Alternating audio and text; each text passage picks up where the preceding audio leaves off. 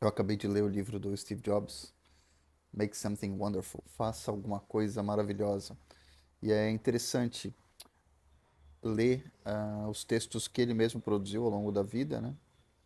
E refletir que é importante não pensar só no Steve Jobs, o santo dos anos finais, em que ele recuperou a Apple, e nem o Steve Jobs, demônio do início da carreira, em que ele era uma pessoa extremamente complicada, mas o Steve Jobs, ser humano, que teve as suas dificuldades, seus desafios e que superou construindo uma das empresas mais valiosas do mundo, se não a mais valiosa hoje.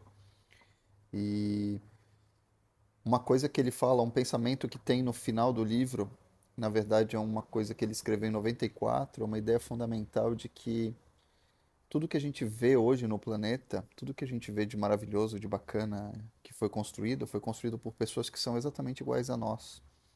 E essa é a ideia de que qualquer um pode ser capaz de fazer. É lógico que nascemos em condições diferentes, em lugares diferentes, em situações que não são iguais, mas sobre o potencial humano de transformar a sua realidade, de pensar em coisas maiores e melhores e de realmente fazer uma marca no planeta, uma marca no mundo, né? Eu acho que esse é um pensamento que fica. Seria muito interessante, eu tenho pensado muito sobre isso. Se o Steve Jobs estivesse vivo hoje, o que que ele estaria fazendo e quais decisões ele teria levado à própria Apple. E um ponto interessante é sobre essa questão toda da inteligência artificial.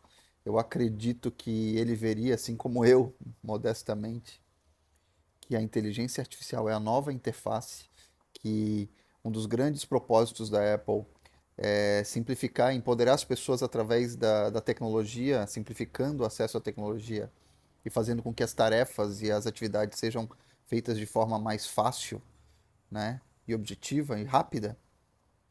E a inteligência artificial, o machine learning, e o deep learning e todas as outras técnicas de inteligência sintética podem ser utilizadas para isso de uma maneira muito interessante. A gente ainda está num estágio muito inicial em relação a isso.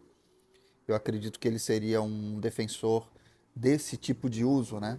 Mais do que tentar criar coisas mirabolantes ou a inteligência artificial que quer destruir o planeta ou destruir os seres humanos. Eu acho que seria mais nesse sentido, voltando à essência da Apple, né? Traduzindo essa realidade e trazendo esse conceito fundamental, tanto da marca quanto do objetivo dele como ser humano. E ainda sinto falta disso um pouco na Apple. A Siri foi lançada em 2011, foi sensacional na época, mas ainda precisa evoluir muito. E a gente está vendo o Copilot da Microsoft com o ChatGPT da OpenAI e o Bard do Google no Google Workspace, com propostas interessantes para as ferramentas de escritório, mas eu acredito que ainda tem uma camada inexplorada para criar interfaces verdadeiras no nível do sistema operacional. E eu acredito que a Apple está muito bem posicionada nesse sentido, porque ela tem o NeuroEngines nos chips, né? Os chips da Apple da linha M têm isso incorporado no hardware. Então eles têm capacidade de processamento de machine learning incorporado no silício e isso pode ser uma vantagem competitiva que a gente ainda não viu. Pode ser que na próxima Macworld isso apareça. Macworld é a conferência anual de desenvolvedores da Apple.